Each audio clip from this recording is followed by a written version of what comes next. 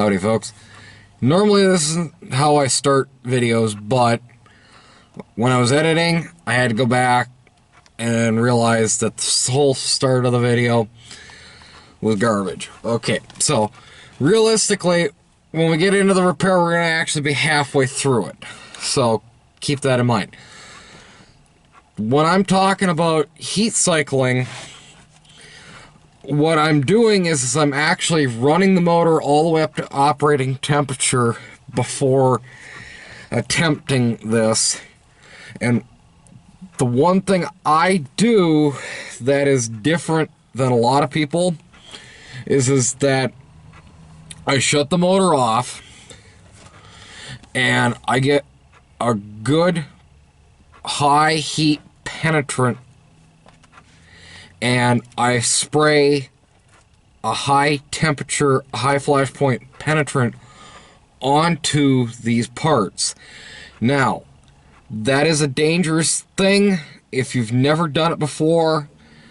It's something that you really should try on a part that's not on the vehicle. Just get a feel for that. There's the other factor that I go through a lot of tools on this video.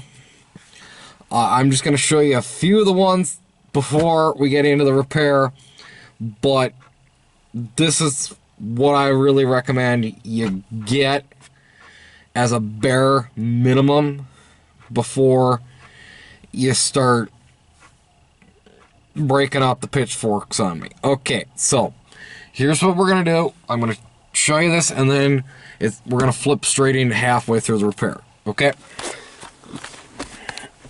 Okay. What you're going to need some long tools. Long. I'm talking long. Because as you see in the video later on, you're going to see that these are the lifesaver. Okay? So I got a few half-inch drive. I got 1 3/8 drive because, and I'll show you the sockets here in a sec. The thing is that these are, you got your bars. You need leverage. And the thing is that realistically, you have no room to get an impact up in there. I don't even think that one of those short head ones from like Ingersoll Rand would even fit up in there. Those hammerheads. So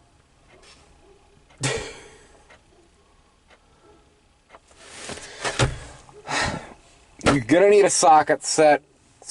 This one is specifically for oxygen sensors and diesel injectors. So keep that in mind. This one is the 7/8, and you can already see it's got anti-seize all over it. That we'll cover that later in the video. Anti-seize compound is a must when doing the job. 7/8 and 22mm are going to be the big ones on this job. And oxygen sensor wrenches come in all different shapes and sizes. Now, the one thing that you're probably going to want to get, because if they're that stupidly tight in there, you're going to need to get yourself a set of side cutters or lineman's pliers, because you're going to be snipping off that wire. Now, I'm going to tell you flat out, if there's no hope, then you're not gonna ever want to use these unless it's the last resort. Okay. Some channel locks, sometimes they help, these are the Nipex Cobras, so they help a lot. So realistically, folks, this is what you absolutely should have at your fingertips when you're doing O2 sensor jobs. Now, I'm only going to replace the one sensor in this video. I knew that it was going to take an hour per sensor for me because I live in the Rust Belt, okay? So, thanks for watching, and stay tuned for the rest of the video, alright? Thanks. Okay, folks, we're back with our heat cycle. After our heat cycle, we're going to try this again.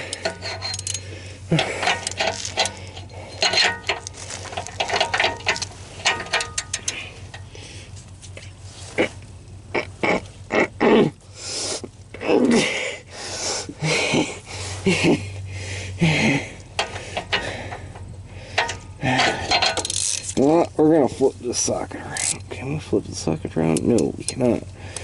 Okay.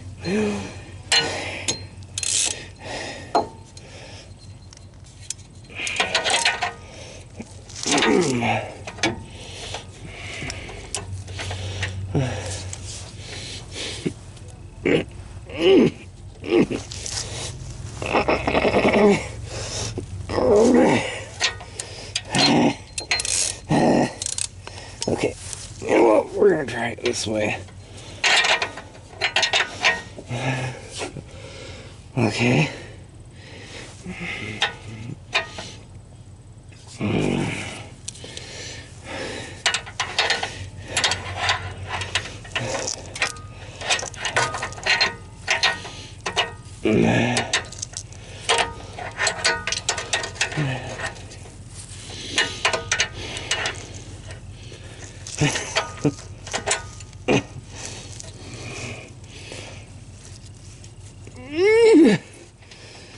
Okay, now, realistically, looks like all we're doing is rounding. And I think we are. So, where's our other socket? We're going to try... You know what? Let's try this one, folks.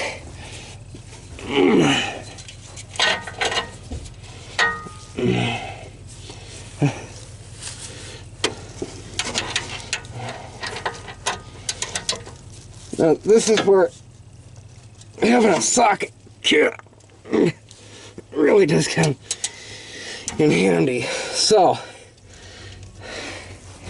up in here, right here, is you pull that green tab out, and I don't know if I can get you in there, but you pull up and pull out. So pull on this tab here, comes right out. Put the wire through. Let me see if I can get you folks realigned.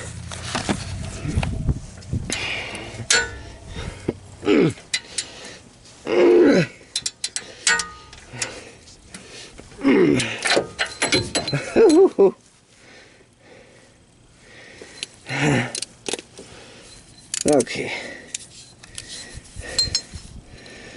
7/8. It's not gonna do it. Well, see, we've already rounded it completely off. So, we're gonna go get some different tools. Okay.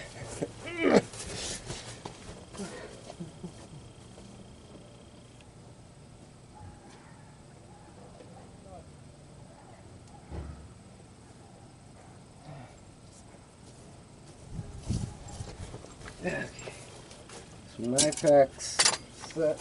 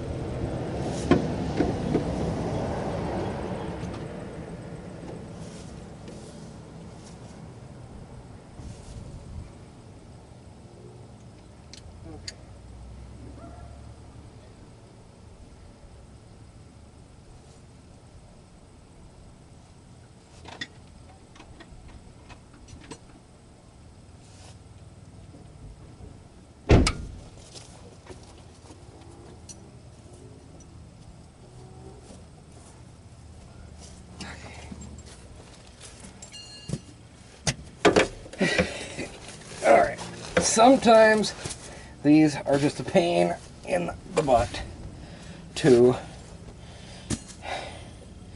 get off.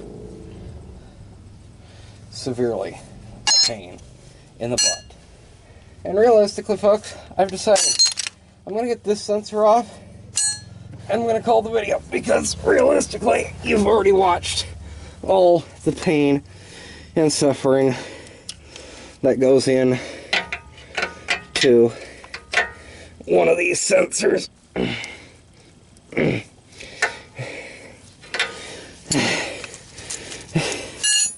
So, yeah, now,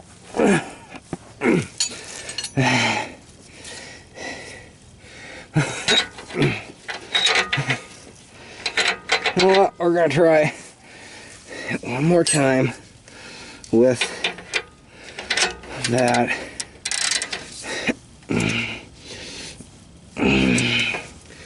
No, it does not want to cooperate. It just wants to do its own thing. Okay.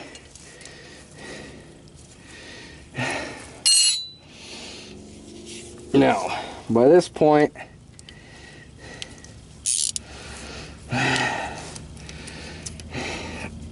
hopefully I can get the connector.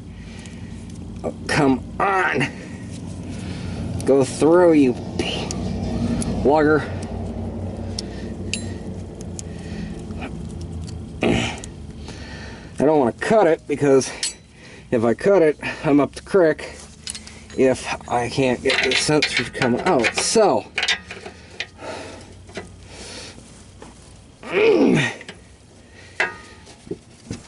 you don't want to do that until it's last resort.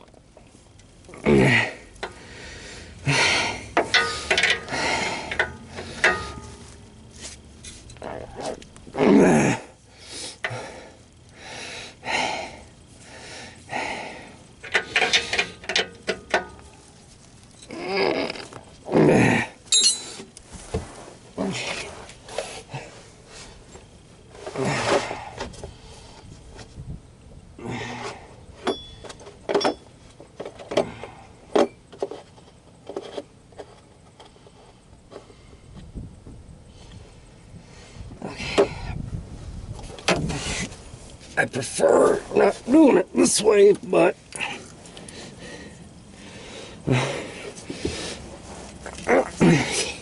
come on.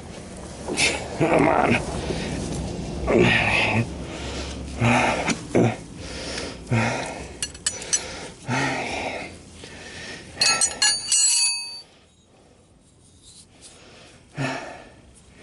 Our sensor sockets.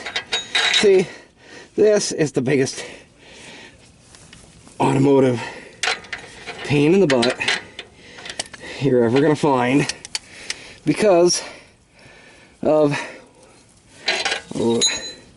where these sensors are located, what they do, and if the factory didn't put anti-seize on them, or did somebody pull them out, not put anti-seize on them, then you're just up the creek without a paddle.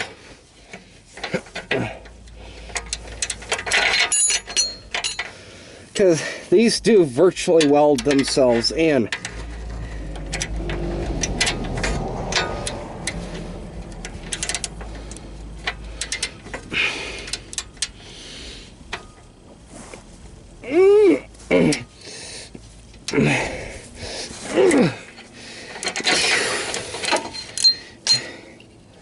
Okay.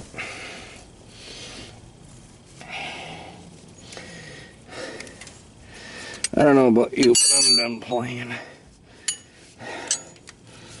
I want these sensors out. And I want them now.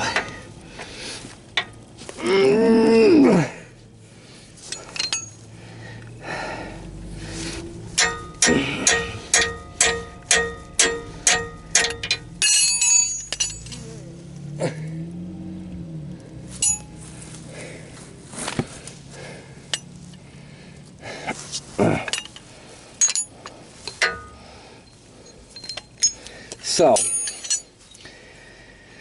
Okay.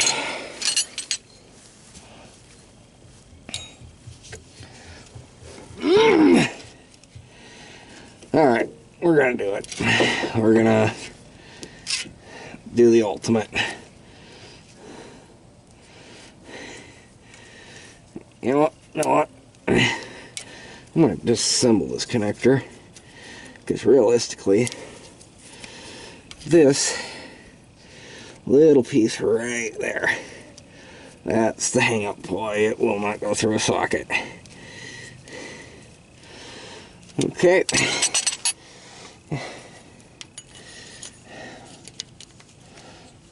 Or the wrench, or whatever.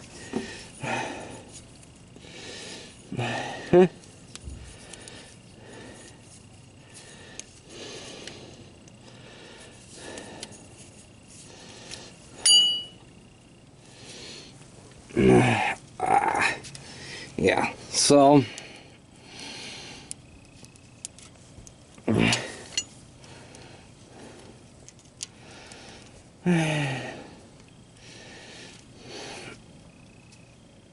fun. Okay. Now we should get that. So, okay, you know what? We're not gonna do that. We're gonna do this.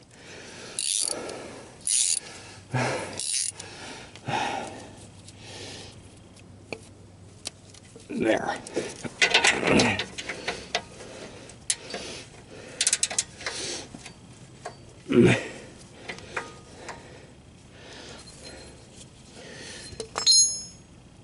Okay.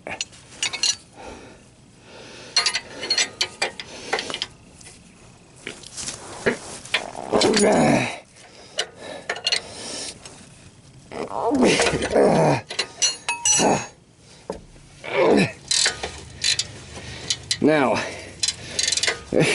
like I said before, all I'm going to do is I'm going to take this sensor out because, like I said,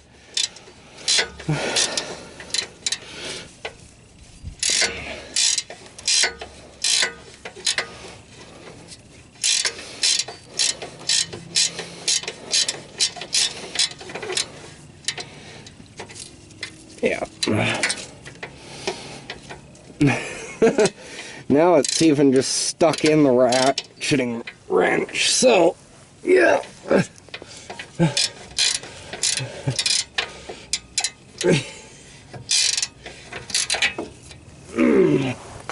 Alright, we're going to check their work. Did they put anti-seize compound?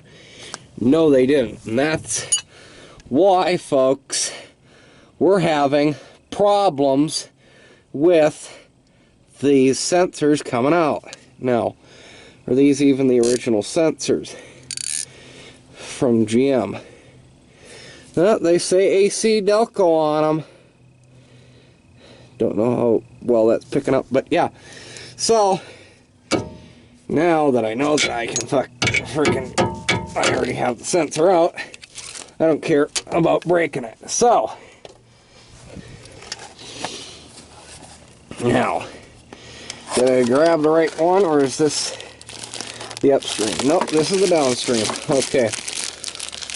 Now, good sensors will come with the anti-seize. This is the one job. If you do not put anti-seize on, I want you gone. Don't even... You are the most evil person on earth if you do not put anti-seize on these threads. Okay? You are. You know, you make the devil look like Jesus if you're not going to put anti-seize on them. Now this, I can already tell, is the copper anti-seize. And as you can tell, this is a Denso sensor. So, no, Denso's not sponsoring me, although I'd love them to. But now, I go very heavy on the anti-seize You know, in my mind, it makes it easier for the next person. Now, if you're a person that's actually going to keep their vehicle for a million, 2 million miles, do it! Because you're going to be the one that's doing it the next time. So, we just slip that in, get the pigtail over the hump. Now, you're going to want to turn the pigtail, the wire set coming off of it. Now, I think we've all noticed how well these seal to the pipe. So, do they need to be torqued on at 1,000,000 foot-pounds? No!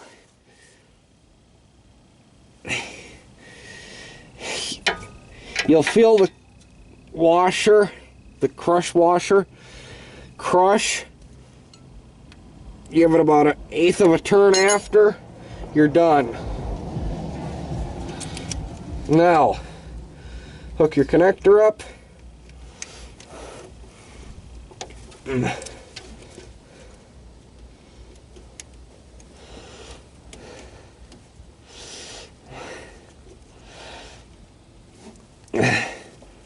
And you're done. Now,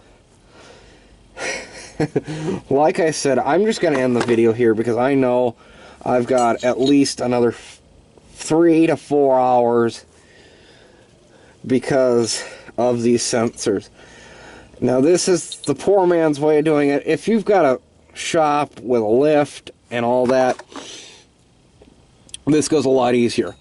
But for us that don't have all that, this is what you got to do, unfortunately. So, thanks for watching. I hope that this was informative. And buy tools, I guess, is the main thing with this story. So, thanks for watching. We'll see you on the next one.